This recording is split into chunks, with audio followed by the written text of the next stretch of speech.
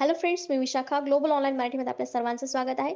आजच्या सेशनमध्ये आपल्याला गोंडवाना युनिव्हर्सिटी गडचिरोली इथल्या पी-एच-डी एंट्रन्स टेस्टसाठी रिसर्च मेथॉलॉजीचा स्टडी करायचा आहे. एम-सी-क्यूज थ्रू आपण कन्सेप्ट क्लिअर करणार आहोत, जे आपल्याला ही एक्झाम टार्गेट करण्यासाठी खूप हेल्पफुल ठरणार आहेत. आजचाही आपला रिसर्च मेथॉलॉजीवरचा 8वा लेक्चर आहे. ऑलरेडी 7 लेक्चर्स कंप्लीट झालेले आहेत रिसर्च मेथॉलॉजीवरचे. तर सुरू करूया आजच्या सेशनला. सेशन स्टार्ट करण्यापूर्वी एक इम्पॉर्टंट सूचना किंवा त्या स्टुडंटसाठी संधी आहे, जे स्टुडंट्स यावर्षीची गडचिरोलीची पी-एच-डी एक्झाम्स क्रॅक करू इच्छितात त्यांच्यासाठी आम्ही एक फुल कोर्स घेऊन आलो आहोत. स्पेशल ऑन सेक्शन ए, जो आहे जनरल ॲप्टिट्यूडवरचा फुल कोर्स आहे. त्यामुळे याच्यामध्ये तुम्हाला मिळणार आहे 20 संपूर्ण अभ्यासक्रमावरील मॉक टेस्ट, ज्यामध्ये 10 टेस्ट असतील ह्या रिसर्च मेथॉलॉजीचा असतील आणि बाकीच्या 10 आहेत त्या उरलेल्या तुमच्या टॉपिक्सवरच्या या 10 मॉक टेस्ट असतील. ठीक आहे. यासोबतच तुम्हाला संपूर्ण अभ्यासक्रमावरील नोट्स मिळणार आहेत, व्हिडिओ लेक्चर्स मिळणार आहेत, रिसर्च मेथॉलॉजीच्या प्रॅक्टिससाठी 1500 प्लस एम-सी-क्यू पी-डी-एफ मिळणार आहे. असा हा फुल कोर्स आहे, ज्याची फीस आहे ₹599. ठीक आहे. हा सेक्शन ए जो आहे तो तुमचा क्लिअर होण्यासाठीचा full course, guaranteed selection course असा देखील तुम्ही म्हणू शकता. कारण याच्यामध्ये चांगला रिझल्ट आपल्याला मागच्या वर्षी देखील मिळालेला आहे. मागची बॅच जी होती त्याच्यामध्ये देखील मिळालेला आहे. सो असा हा फुल कोर्स आहे ₹599 आणि हा जॉइन करण्यासाठी फक्त दिलेल्या WhatsApp नंबरवरती मेसेज करायचा आहे आणि लगेचच अभ्यासाला स्टार्ट करायचा आहे. कारण आपल्याकडे वेळ खूप कमी आहे. एक्झाम 25 तारखेला आहे आणि त्यासाठी आपल्याला लवकरात लवकर स्टडी करणं खूप गरजेचं आहे. So join us and let's start the study. Last लेक्चरमध्ये आपण हेच टॉपिक घेतले होते युनिट 1 मधले. आजही आपण तेच टॉपिक घेणार आहोत. त्याच्यावरचे 10 एम-सी-क्यूज आणि 10 कन्सेप्ट त्यामागचे त्याचे एक्सप्लेनेशन आज आपण बघणार आहोत. बघूयाचा पहिला प्रश्न.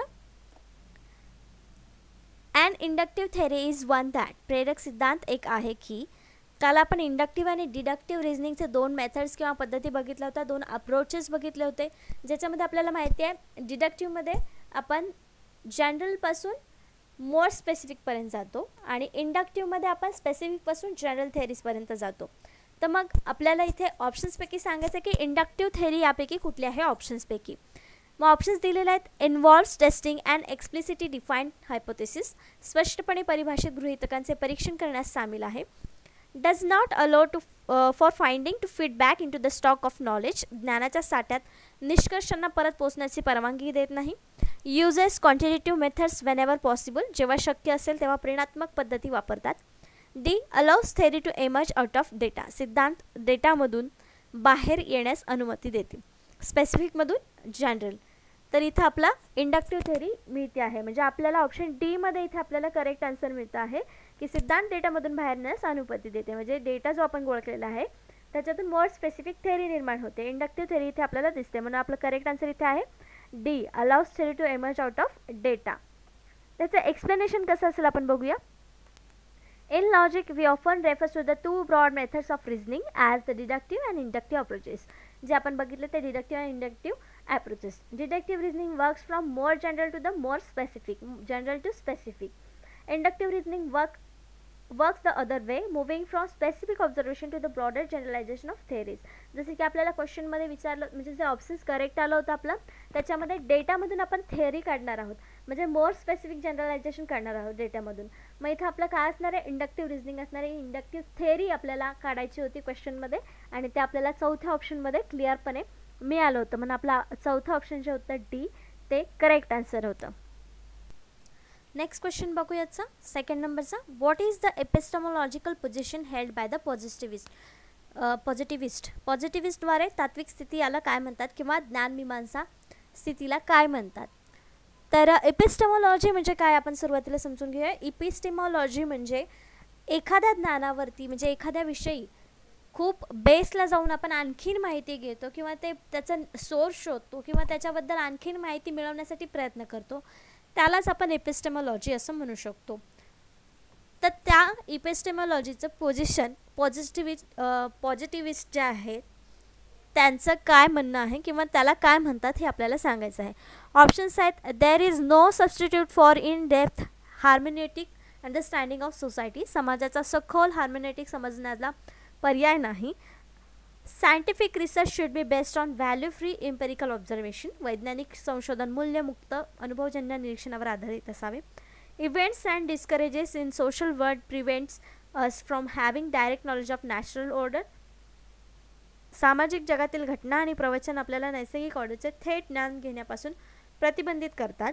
It is important to remain optimistic about our research even when things go wrong. गोष्टी चुकीच्या झाल्या तरीही आपल्या संशोधनाबद्दल आशावादी राहणे महत्त्वाचे आहे.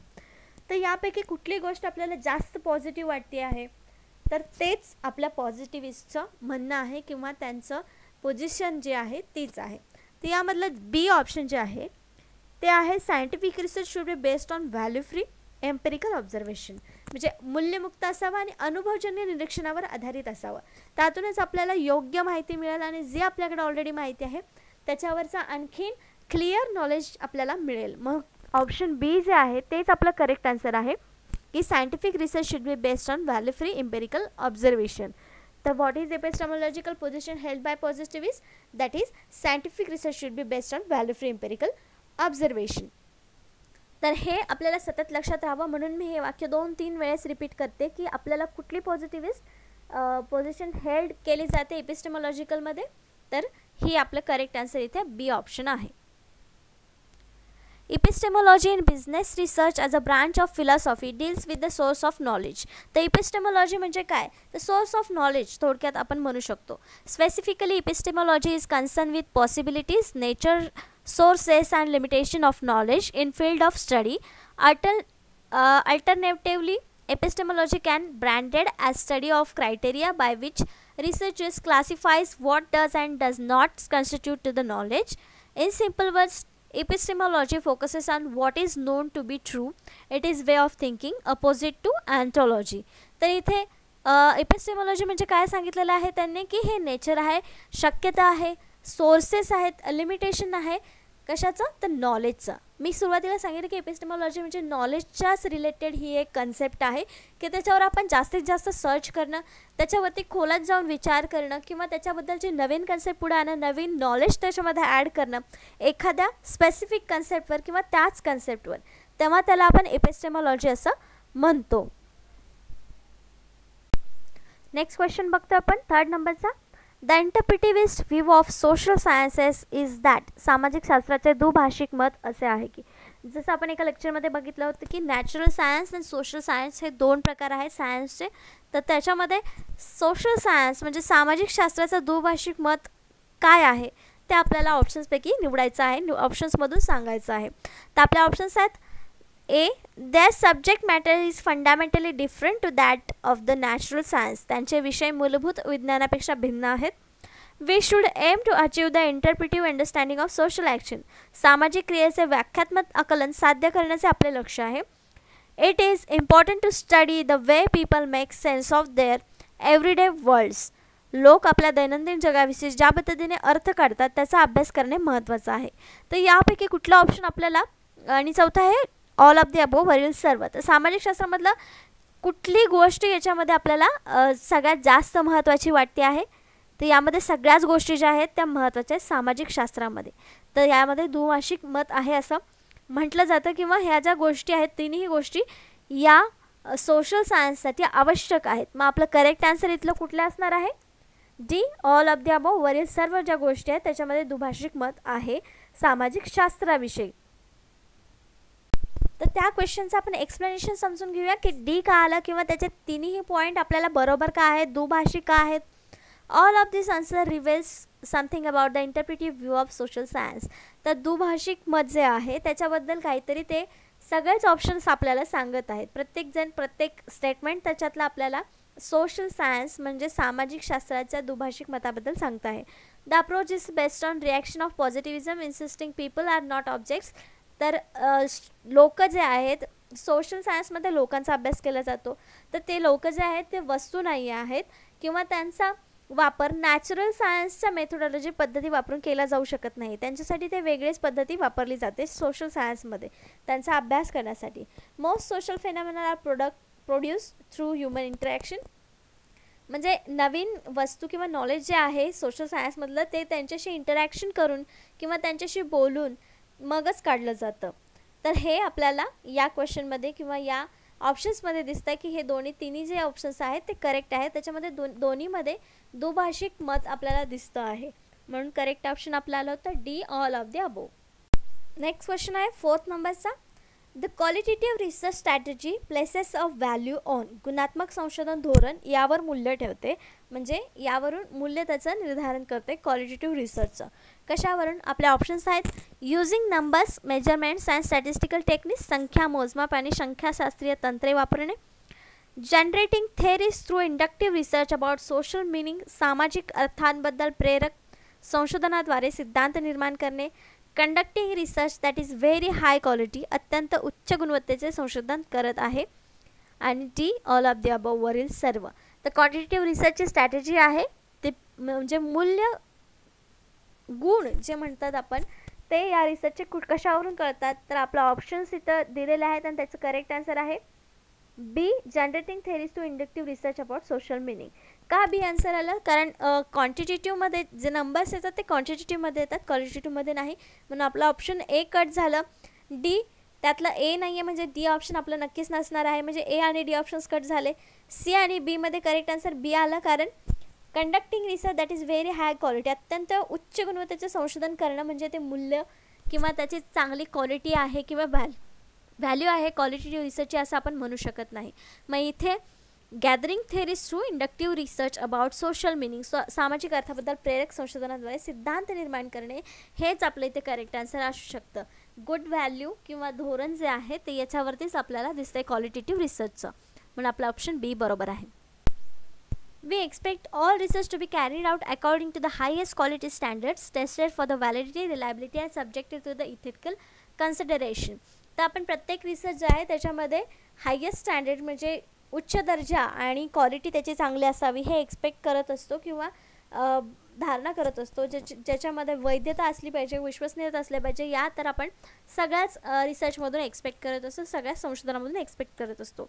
सम research studies number of things lack their insistence and frequency of occurrence in relationship of things to other along this dimensions we call this studies quantitative. तर ज्याच्यामध्ये आपण फ्रिक्वेन्सी काढतो म्हणजे वारंवारिता काढतो, ज्याच्यामध्ये आपण संशोधन करून वारंवारिता काढून त्यातले रिझल्ट्स काढतो, तर ते आपण क्वांटिटेटिव्ह रिसर्चमध्ये करतो. Qualitative studies on other hand study the reasons people why do think they do, म्हणजे क्वालिटेटिव्हमध्ये काय करतं की पीपल म्हणजे लोक असं का करतात त्याच्या मागचं कारण आपण शोधतो. How they feel about that, त्याच्याबद्दल ते लोक काय फील करतात. Their general likes and dislikes, त्यांच्या आवडी नावडी काय आहेत हे आपण याचा अभ्यास आपण क्वांटिटेटिव्हमध्ये संख्या येतात आणि क्वालिटेटिव्हमध्ये या प्रकारचे प्रश्न येतात. The problem is that quantitative studies frequently are interested in how many people feel the same way about something, and qualitative studies might want to show what percentage of respondents indicates particular feelings. For example, तर त्यांनी काय सांगितलेलं आहे, quantitative आणि क्वालिटेटिव्हमधला difference सांगितलेला आहे. क्वालिटेटिव्हमध्ये असं दिलेलं आहे की किती लोक एक सेम फिलिंग एक्सप्रेस करतात किंवा सेम फिलिंग सगळ्या लोकांना येते. नंबर जो आहे तो क्वांटिटेटिव्हमध्ये. तर क्वालिटेटिव्हमध्ये काय येणार आहेत की सेम फिलिंग किती % लोक करत आहेत. हा क्वेश्चन रिसर्चचा प्रॉब्लेम जो असेल तो असेल क्वालिटेटिव्हचा. तर एक्झाम्पल दिलं आहे, the real difference between them is more likely to be found in their underlying research orientation with quantitative approaches being associated with the positivism and objectivism and qualitativism approaches link to interpretive and constructivism. तर आपल्याला असं दिलेलं आहे. तर example त्यांनी जे दिलं होतं की क्वांटिटेटिव्ह काय आहे, एकच उदाहरण दिलं होतं की सेम फिलिंग असणारे किती लोक आहेत हे येणार क्वांटिटेटिव्हचा विषय, आणि ती फिलिंग किती % लोकांना आहे, एक फिलिंग किती % लोकांना आहे, हा झाला आपला क्वालिटेटिव्ह रिसर्च. त्याच्यामध्ये आपल्याला क्वांटिटेटिव्ह काय रिसर्च म्हणजे कुठला आणि क्वालिटेटिव्ह रिसर्च म्हणजे कुठला आहे हे क्लिअर झालेलं असावं. नेक्स्ट क्वेश्चन आहे 5th नंबरचा, which of the following is an example of value free research.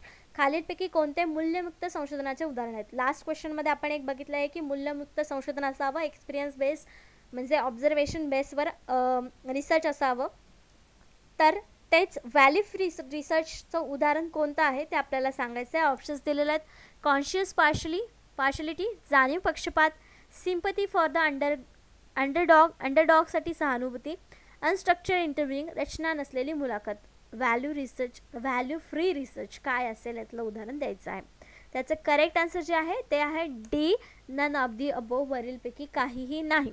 त्याचं एक्सप्लेनेशन बघूया आपण की हे तिन्ही जे ऑप्शन्स आहेत त्याच्यामध्ये आपल्याला व्हॅल्यू नाही आहे असं आपल्याला दिसतं आहे, पण तरी पण हे आन्सर का नाही आहेत, D none of the above का आन्सर आलं याचं. एक्सप्लेनेशन आहे values reflect either the personal beliefs or the feelings of researchers. तर व्हॅल्यू काय करत असतात, वैयक्तिक बिलीफ आणि फिलिंग्स, रिसर्चर्सच्या भावना ज्या आहेत ते प्रेझेंट करत असतात किंवा त्या दाखवत असतात व्हॅल्यूज. मग आपल्याला प्रश्नामध्ये जे दिलेलं आहेत ऑप्शन ए आणि बी ते फक्त इंडिकेटिव्ह ऑफ व्हॅल्यूज, ते कॅनॉट बी करेक्ट. ते इंडिकेटिव्ह आहेत व्हॅल्यूजचे, ते करेक्ट असू शकत नाही. ते रिसर्च व्हॅल्यू फ्री रिसर्चचे उदाहरण असू शकत नाही. आणि तिसरा ऑप्शन होता unstructured interviewing in research method. तर अनस्ट्रक्चर्ड इंटरव्ह्यूइंग ही एक रिसर्चची मेथड आहे, एक्झाम्पल नाही आहे रिसर्चचं. Typically used in qualitative research of strategies, म्हणजे क्वालिटेटिव्ह रिसर्चमध्ये ही आपण मेथड वापरतो, interview unstructured interview. But method by itself cannot be regarded as value free value added. म्हणजे जे मेथड आहे ती कधी व्हॅल्यू फ्री किंवा व्हॅल्यू ॲडेड असू शकत नाही. So must be incorrect, making answer D is correct by default. म्हणजे त्यांनी सांगितलेलं आहे की मग हे तिन्ही ऑप्शन जर करेक्ट नसतील तर आपल्याला by default D option correct आहे असे म्हणावं लागेल. Can there be such thing as value free research might have been. म्हणजे असा प्रश्न आहे की व्हॅल्यू फ्री रिसर्च अशी कन्सेप्ट आली आहे, कन्सेप्ट असेल पण त्यामध्ये अजून व्हॅल्यू फ्री रिसर्च असा एखादा उदाहरण आपल्याला देता येणार नाही, असं क्वेश्चन अजून समोर आलेलं नाही आहे असं आपण सांगू शकतो. नेक्स्ट क्वेश्चन आहे 6 नंबरचा. An important practical issue to consider when designing a research project is. संशोधन प्रकल्पाची आखणी करताना एक महत्त्वाचा व्यावहारिक मुद्दा विचारात घ्यावा लागतो. तो मुद्दा कुठला? आपले ऑप्शन्स आहेत. Which theoretical perspective you find most interesting. कोणता सैद्धांतिक दृष्टिकोन आपल्याला सर्वात मनोरंजक वाटतो तो. हा व्यावहारिक मुद्दा झाला का? नाही. मग आपला करेक्ट आन्सर इथे हे नसणार आहे. Whether or not you have time to retire the bathroom first. आपल्याला प्रथम स्नानगृह टेकवण्याची वेळ आहे की नाही हे विचार करायचे.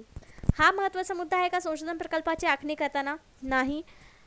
C how much time and money you have to conduct the research. आपल्याकडे संशोधन करण्यासाठी किती वेळ आणि पैसा आहे. आणि D which colour of ring blender to present your work in. आपले कार्य सादर करण्यासाठी रिंग बाइंडरचा कोणता रंग हवा आहे किंवा कोणता रंग आहे, हे महत्त्वाचे मुद्दे आहेत का? तर ए, बी आणि डी वाचल्यानंतर आपल्याला लगेच लक्षात येईल की व्यावहारिक मुद्दा हा नाही. व्यावहारिक मुद्दा आपल्याला सी ऑप्शनमध्ये दिसतोय, एक पैसा दिसतो आहे आणि वेळ दिसतो आहे. मग आपल्याला करेक्ट ऑप्शन देखील तेच आहे.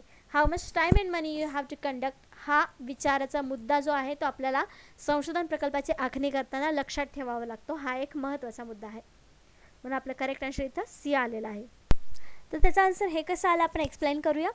It's ability to force us to transcend the constant impose by the scarcity of time and money. वेळ आणि पैशाच्या कमतरतेमुळे घालून दिलेल्या मर्यादा ओलांडण्यासाठी आपल्याला भाग पाडण्याची त्याची क्षमता आहे. At the outset we might persuade ourselves to tackle something we can achieve well even if it is not very exciting. जरी इंटरेस्टिंग नसेल, एक्साइटिंग नसेल, तरीसुद्धा आपण त्याच्यामध्ये काहीतरी अचीव करण्यासाठी जेव्हा प्रयत्न करतो तेव्हा त्यातून चांगलं काहीतरी आपल्याला मिळतं. जेव्हा पैसे आणि टाईम आपण मॅनेज करू तेव्हा, किंवा किती खर्च करण्याची आपली क्षमता आहे त्याच्यावरती. Rather than producing poor research on fascinating or important topic. Furthermore, we will force to consider target population and the likelihood of being able to construct probability samples. Practicality have to do with how you would implement your theoretical approach and the color of ring blender, while the certainty and important issue is an aesthetic choice.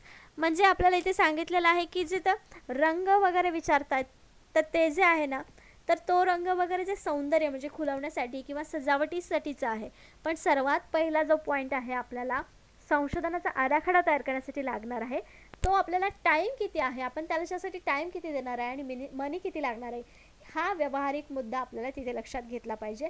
म्हणून आपलं correct answer हे आलं होतं.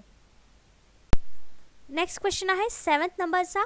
The constructionist ontological position suggest that. Last क्वेश्चनमध्ये आपण बघितलं तर epistemological position positivist suggest that. आता आहे the constructionist ontological position suggest that. बांधकाम व्यवसायातील अँटॉलॉजिकल स्थिती सूचित काय करते? ऑप्शन्स आहेत. Social phenomena that their meanings are constantly being accomplish by social actors. सामाजिक घटना आणि त्यांचे सर्व अर्थ सामाजिक कलाकाराकडून सतत केले जात आहेत.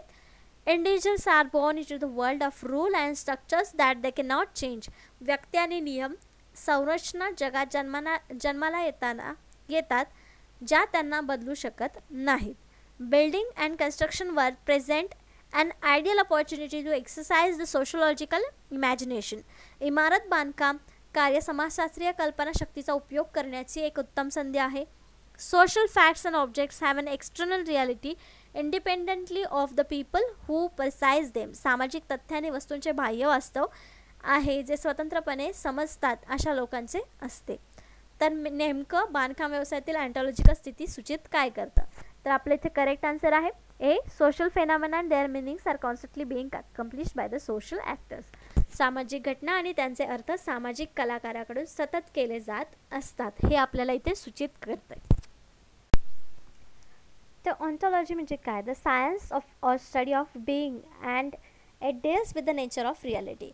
तर म्हणजे असणं, फॅक्ट जे आहे, रियालिटी जे आहे, त्याचं जे विज्ञान आहे त्याला आपण ऑन्टॉलॉजी असं म्हणू शकतो. म्हणजे नेचरची जी रियालिटी आहे त्याला ऑन्टॉलॉजी असं म्हणतो.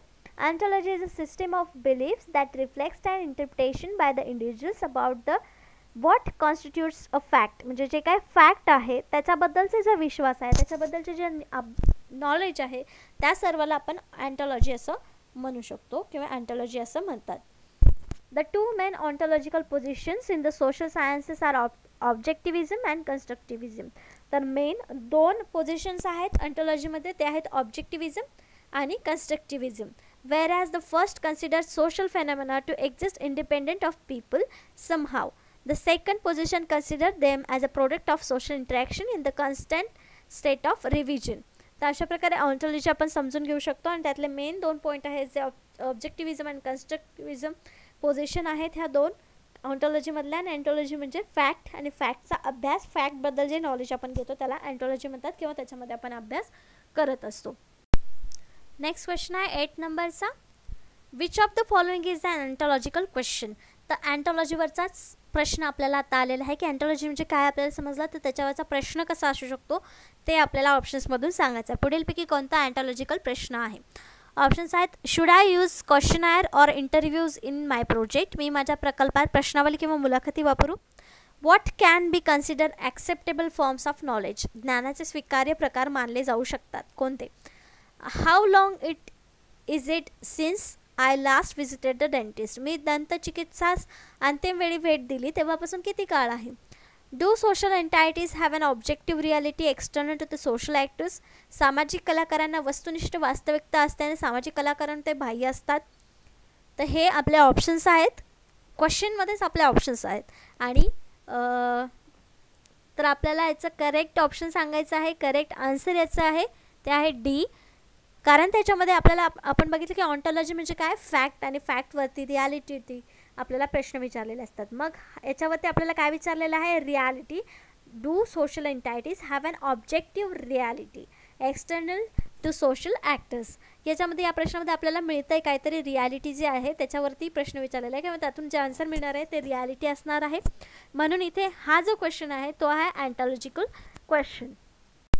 त्याचं एक्सप्लेनेशन कसं देऊ शकतो आपण? Ontology the first branch is ontology or the study of being. Being म्हणजे असणं, कशाचा? असण्याचा अभ्यास म्हणजे अँटॉलॉजी असं आपण थोडक्यात म्हणू शकतो. Which is concern with what actually exist in the world about which human can acquire knowledge. म्हणजे जगामध्ये काय आहे याच्याबद्दल अभ्यास करणं, त्याच्याबद्दल नॉलेज घेणं म्हणजे ontology. Ontology help researchers recognise how certain they can be about nature and existence of the object they are researching. ज्या गोष्टीबद्दल ते रिसर्च करतात त्या गोष्टी कशा अस्तित्वात आल्या किंवा त्याचं अस्तित्व काय आहे याबद्दलचं जे नॉलेज असतं ते अँटॉलॉजीमध्ये आपल्याला मिळतं. When we ask deep question about what is nature of the universe, or is there a God, or what happens to us when we die, or what principles govern the properties of matter, we are asking inherently ontological questions. तर हे रियालिटीवरती questions आहेत, रियालिटीशी related आहेत, फॅक्टशी related आहेत. म्हणून हे जे questions आहेत ते ऑन्टॉलॉजिकल क्वेश्चन्स आहेत. हे एक्झाम्पल दिलेले आहेत आपल्याला ऑन्टॉलॉजिकल क्वेश्चन्स कसे असू शकतात. म्हणून आपलं करेक्ट आन्सर तिथे डी आलं होतं जे आपल्याला रियालिटीवरती क्वेश्चन विचारला होता. नेक्स्ट क्वेश्चन आहे 9th नंबरचा. What is the grand theory. Grand theory म्हणजे काय आपल्याला सांगायचं आहे. तर थोडक्यात ग्रँड थेअरी म्हणजे काय की एखाद्या गोष्टीबद्दल, फेनॉमेनाबद्दल, पर्टिक्युलर गोष्टीबद्दल जास्त माहिती आपल्याला मिळणं म्हणजे ग्रँड थेअरी असं आपण म्हणू शकतो थोडक्यामध्ये. तर क्वेश्चन ऑप्शन्समध्ये काय दिलेलं आपण बघूया. One that was propose by one of the major theorist in the sociological tradition. सामाजिक शास्त्रातील परंपरेतील प्रमुख सिद्धांतापैकी एकाने हा प्रस्ताव मांडला होता. One that is highly abstract and makes broad generalisation about the social world. एक अत्यंत मूर्त आणि सामाजिक जगाबद्दल व्यापक सामान्यीकरण करते. And intermediate level explanation of observed regularities. निरीक्षण नियमितपणाचे दरम्यानचे पातळीचे स्पष्टीकरण करतं. D a particularly satisfactory theory that makes the researcher feel happy. एक विशेषतः समाधानकारक सिद्धांत ज्यामुळे संशोधकास आनंद होतो. त्याचं करेक्ट आन्सर आहे B, one that is highly abstract and make broad generalisation about social world. तर ग्रँड थेअरी हा जो विषय आहे किंवा कन्सेप्ट आहे ती सोशल सायन्स किंवा सोशल वर्ल्डशी रिलेटेड आहे, ज्याच्यामध्ये ब्रॉड कॅटेगरीमध्ये आपण एखादा स्पेसिफिक फेनॉमेनाचा स्टडी आपण जास्त मोठ्या प्रमाणात करत असतो. म्हणजे एक अत्यंत अमूर्त आणि आहे आणि सामाजिक जगाबद्दल व्यापक सामान्यीकरण करते, त्याला ग्रँड थेअरी असं म्हणतो. Grand theory is a term coined by American sociologist C. Wright Mills in the sociological imagination to refer the form of highly abstract theorizing in which formal organization and arrangement of concept takes priority over understanding the social reality. Social reality जी काही आहे ते समजून घेण्यासाठी ही concept आपण ते वापरतो आहोत, ज्याला बोलतो आपण grand theory. In his view, grand theory is more or less separate from concrete concerns of everyday life and its variety in time and space. तर ही जी थेअरी आहे ती आपल्याला मोर और लेस सेपरेट फ्रॉम बाकीचे जे थेअरीज आहेत त्याच्यामधून वेगळी आहे असं आपण म्हणू शकतो. तर ग्रँड थेअरी म्हणजे थोडक्यात काय, तर सोशल रियालिटीचा अभ्यास करण्यासाठी ही थेअरी आपण वापरतो. नेक्स्ट क्वेश्चन आहे 10th नंबरचा. Why might we say that quantitative research also try to study social meanings. आपण असे म्हणू शकतो की परिणात्मक संशोधन सामाजिक अर्थाचा अभ्यास करण्याचा देखील प्रयत्न करतं. तर क्वांटिटेटिव्हमध्ये आपण बघितलं की सांख्यिकीय माहिती वापरून जी काय माहिती आपण गोळा करतो किंवा रिसर्च करतो तो क्वांटिटेटिव्ह रिसर्च असतो. पण असं देखील आपण असं म्हणतो की परिणात्मक संशोधन देखील सामाजिक अर्थाचा अभ्यास करण्याचा प्रयत्न करत आहे. असं कुठल्या याच्यावरून म्हणू शकतो. ऑप्शन्स दिलेले आहेत त्यापैकी एक करेक्ट ऑप्शन आपल्याला निवडायचं आहे. ऑप्शन्स आहेत because the method they use most in that interview, कारण त्यांनी सर्वात जास्त वापरलेली पद्धत म्हणजे सखोल मुलाखत. Because their written reports usually refers to the interpretivist epistemology, कारण त्याचे लिखित अहवाल सहसा इंटरप्रिटिव्हिस्ट इपिस्टेमॉलॉजी संदर्भ घेतात. Because survey and questionnaire are use to examine attitudes and opinions, कारण सर्वेक्षण प्रश्नावली वृत्ती आणि मते तपासण्यासाठी वापरली जातात. Because they observe human behaviour in laboratory, कारण ते प्रयोगशाळेत मानवी वर्तन पाहतात. त्याचं करेक्ट आन्सर एकच असणार आहे, ते म्हणजे सी, ज्याच्यामध्ये क्वेश्चनायर आणि सर्वे वापरला जातो की लोकांचं मतं आणि वृत्ती तपासण्यासाठी किंवा त्यांचे मतं घेण्यासाठी. पण डेटा गोळा करण्यासाठी आपण हीच पद्धत वापरतो आणि क्वालिटेटिव्हमध्ये देखील आपण तीच पद्धत वापरतो. म्हणून या ऑप्शनमुळे आपण असं म्हणू शकतो की क्वांटिटेटिव्ह रिसर्च जो आहे, परिणात्मक संशोधन जो आहे, तो सामाजिक अर्थाचा अभ्यास करण्याचा देखील प्रयत्न करतो, कारण याच्यामध्ये वृत्ती आणि मतं देखील आपल्याला कळतात. A lot of difficulties between quantitative and qualitative research stem from the consideration of meaning. आपल्याला भरपूर वेळेस कन्फ्युजन देखील झालं असेल की क्वांटिटेटिव्ह आणि क्वालिटेटिव्हमध्ये फरक काय आहे, त्याचा अर्थ वेगवेगळा काय आहे. It is argued that quantitative studies can reveal statistic but not those factor which produce the statistics. म्हणजे क्वांटिटेटिव्हमध्ये असं आर्ग्यू केलं जातं किंवा वाद आहेत की क्वांटिटेटिव्हमध्ये जो स्टडी अभ्यास करतो आपण त्याच्यामध्ये स्टॅटिस्टिक्स फॅक्टर्स यूज होतात. जे स्टॅटिस्टिक काढण्यासाठी जो डेटा आपण गोळा करतो किंवा डेटा जो वापरला जातो तो त्याच्यामध्ये येत नाही. Furthermore although what things are had and what they mean fundamentally different, म्हणजे जे काय आहे आणि ज्याचे काय आपण त्याचा अर्थ निघतो ह्या दोन्ही गोष्टी मूलतः वेगळ्या आहेत. It is and meaning of things that shape people relationship with the world around them. On the other hand there can be little doubt that quantitative social research really are driven by the need to understanding meaning. So the argument is really between efficiency of method they such use to uncover it.